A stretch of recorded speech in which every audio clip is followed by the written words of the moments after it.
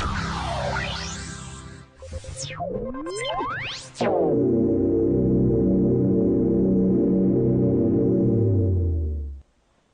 like to answer a couple email questions that have been sent to me.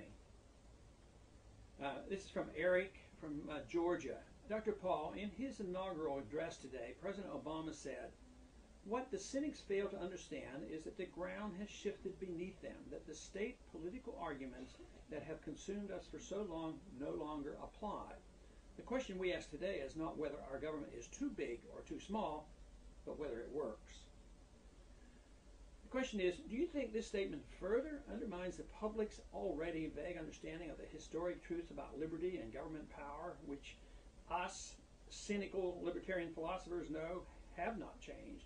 What is the danger here is the greater context of Obama's nationalistic message, and what does it mean for the Constitution? Well, I think this is a very, very important question, and it's a scary question, a scary statement by Obama, I think, because he is not calling for less government. He is calling for government that works, and that means do whatever is necessary. If you need more money, spend it. If you need another program, spend it. And if you are honest with oneself, you have to say, I'm for more government or for less government, but he would like to try to avoid being blunt and saying, I'm for a lot more government. We, as constitutionalists and libertarians, know what we want. We want individual liberty with the full belief and confidence that freedom does work, that markets work, and that big government is the problem. So he's inviting a lot more government by why he says that it doesn't really matter, just so it works. But the whole question is it true that government can work? Can the government create prosperity?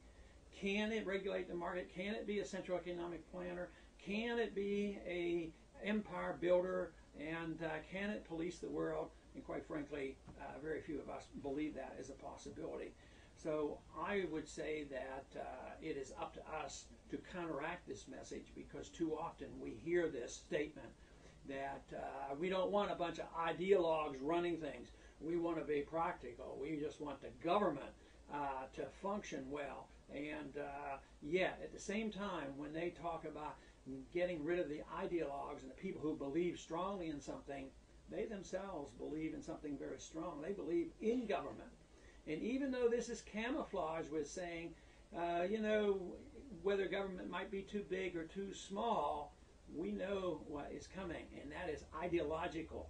It is a strong ideological position to believe that government can run things, because if it isn't socialism, it's fascistic, and it's inflationary, and it's control, and it's loss of liberty. So we should not be feeling reassured by any fancy words that we heard today in the inaugural address.